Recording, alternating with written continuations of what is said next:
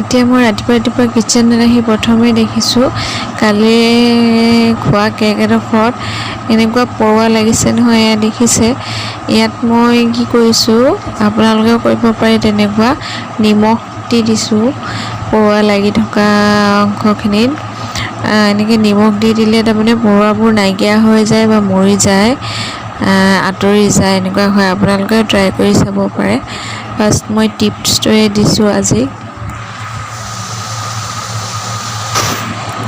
এয়া দেখিছে, পৰুৱাই মানে নিমখ সহ্য কৰিব নোৱাৰে, পৰুৱাখিনি আঁতৰি গৈছে, নহ'লে তলত পৰি গৈছে প্লেটখনত।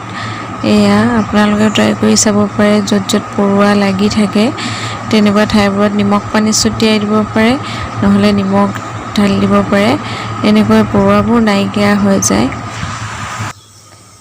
আপোনালোকে ঢাকি যোৱা দাইল কি কৰে বাৰু? পেলাই দিয়ে নি? মই বিশেষকৈ ঢাকি যোৱা দাইল তেনেকৈ নেপেলাওঁ, কেতিয়াবা অলপ বেছি বেয়া লাগিলে পেলাই দিওঁ। এয়া মই আজি বনাইছোঁ কালি ৰাতিৰ ঢাকি যোৱা দাইল, সেয়া পেলাই নিদি মই আকৌ নতুনকৈ বনাবলৈ লৈছোঁ। এয়া বিশেষকৈ যেতিয়া ঢেকীয়া, কচু এনেদৰে মিলাই খোৱা হয় তেতিয়া সোৱাদটো বেছি ভাল হয় দাইলৰ। এনেকৈ খাই মোৰ আব্বাহঁতেও খুব ভাল পায়, সেয়ে মই আজি তেনেকৈ কৰি দিলোঁ। একদম খাবলৈ আগৰ দৰেই লাগিব।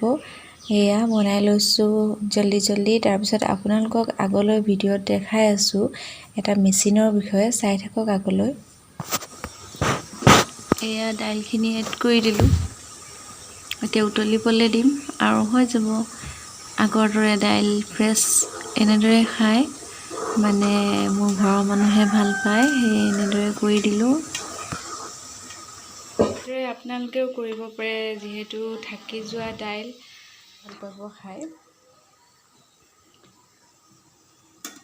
এয়া দাইলখিনি উতলিবলৈ লৈছে, এতিয়া হৈয়ে গৈছে মোৰ ৰেচিপিটো ৰেডি। ৰেচিপি মানে একদম চিম্পুল ৰেচিপি, আপোনালোকক আৰু দেখুৱাই দিম। এতিয়া তাইক ভাত খুৱাব লৈছোঁ, তাই উৎপাতত লাগিছে, আকৌ এক্সাৰচাইজ কৰি দেখুৱাই আছে মোক, তাতে মই ভিডিঅ' এটা কৰি দিলোঁ। আমাৰ এক্সাৰচাইজ স্বামী ৰামদেৱজী পাধাৰে হো, ছোটা স্বামী ৰামদেৱজী। কৰা আৰু এক্সাৰচাইজ কৰি দেখুৱাই দিয়া।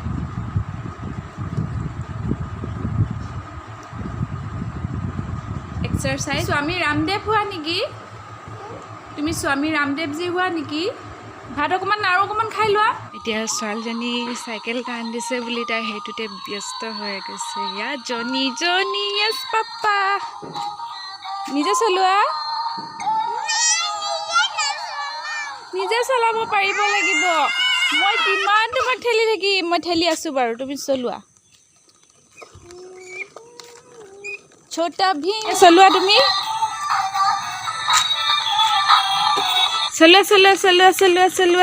চলোৱা।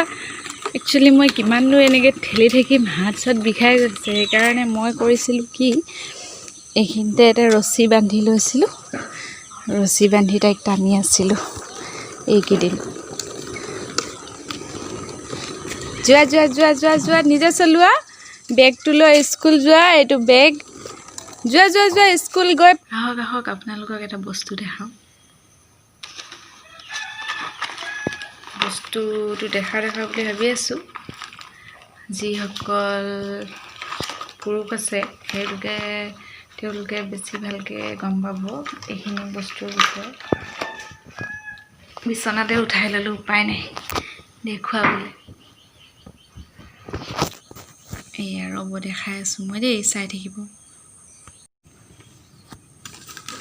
দেখিছে ইমান গাল, এইবোৰ কিহৰ বস্তু ধৰিব পাৰিছে নে? কি বস্তু নাই পৰা ন? এইখিনি ফাৰ্ষ্ট এইটো দেখাইছোঁ, এইটো চিনি পাইছে চাগে সকলোৱে। এয়া লিখাই আছে ক্লক হিউমিডিটি কম বেছি থাকিলে সেইটো চেক কৰে। এইটো থাৰ্মষ্টেট দুটা আছে। এইটো এটা থাৰ্মষ্টেটটোৱে টেম্পাৰেচাৰ জোখে, মেচিনটোৰ এইবোৰ হোল্ডাৰ লাইট দিয়ে টেম্পাৰেচাৰ জোখে। আৰু এইবোৰ এডাপ্টাৰৰ কামটো বুজিছে আপোনালোকে নিশ্চয়। এইটো মানে তাত হিট কণীখিনিৰ ওচৰত দি থ'ব লাগে এইটো, তেতিয়া এইটোৱে মানে হিটটো তাত ইয়াত মানে থাৰ্মষ্টেটত শ্ব' কৰি থাকিব কিমান হৈছে। একচুৱেলি 37.7 মই কৰিছিলোঁ, টেম্পাৰেচাৰ ৰাখিছিলোঁ, আৰু এই হাইগ্ৰমিটাৰৰ হিউমিডিটি চাইছিলোঁ। মানে সময় চাই আছে, দিন চাই ফাৰ্ষ্ট কিমান দিনত কিমানটো কৰিব লাগে হিউমিডিটি আৰু টেম্পাৰেচাৰ এনেকুৱা মানে মিলাব লাগে। আপোনালোকক আকৌ যেতিয়া কৰিম মই দেখাম বাৰু। এইখিনি বস্তু মই এনেই আনি থোৱা নাই, মই পোৱালি ফুটুৱাইছিলোঁ বহুতখিনি, মানে 95% মানে মোৰ ৰিজাল্ট ভালেই পালোঁ। ফুটুৱাইছিলোঁ কণী, নিজৰ ঘৰৰ কণী আছিলে, আৰু কুকুৰা পোৱালিও বহুতখিনি ওলালে, হাঁহো বহুত ওলালে। হাঁহো আছিলে তেতিয়া 2জনী, সেই 2জনীয়ে মানে নন ষ্টপ কণীয়ে পাৰি আছিলে। অলপ বেলেগ জাতৰ হাঁহ আছিলে, উমনি নবহে। সেই হাঁহবিধ চিনি নাপাইছিলোঁ, জানো খাকী কেম্বেল হ'ব যেন লাগিছিলে দেখাত। তাৰপিছতে কণী বহুত পাৰিলে তেনেকৈ, সেই কণী দিয়ে মই মেচিনত বহুৱালোঁ। 95% মান ৰিজাল্ট পালোঁ ভাল, আৰু ভাল লাগিছিলে কৰি দেই, বহুত ভাল লাগিছিলে।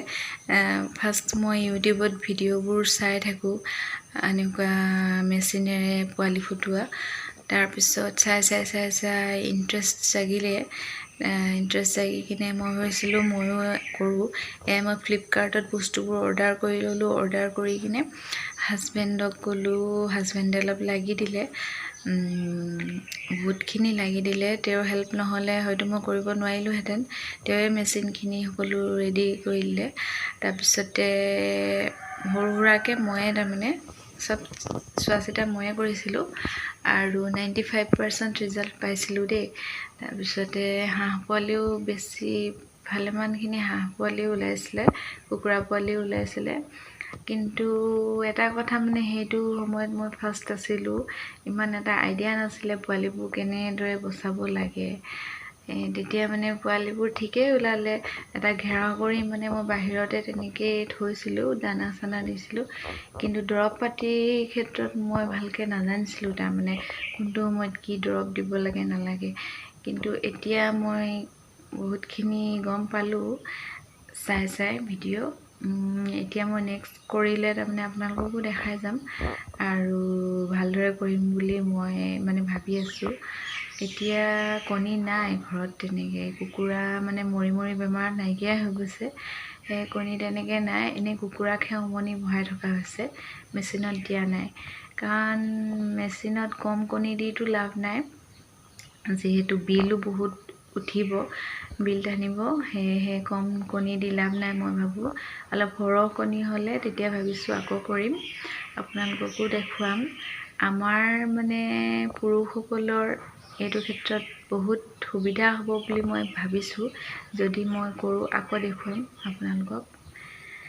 ঠিক আছে বাৰু, আজি মই মেচিনটো দেখুৱাই মোৰ ভিডিঅ'টো সামৰণি মাৰি দিছোঁ। আশা কৰোঁ আপোনালোকে ভাল পাব ভিডিঅ'টো। চাই থকাৰ বাবে অশেষ ধন্যবাদ। আৰু যদি কোনোবা মোৰ এই চেনেলত নতুন আছে, তেতিয়াহ'লে চেনেলটো প্লিজ ছাবস্ক্ৰাইব কৰি দিব, কাষতে থকা বেল আইকনটো প্ৰেছ কৰি দিব। আৰু কি ক'ম আৰু, সেয়াই ক'বলৈ আছিল আজিলৈ। ঠিক আছে, ভিডিঅ'টো সামৰি দিছোঁ। ধন্যবাদ চাই থাকক।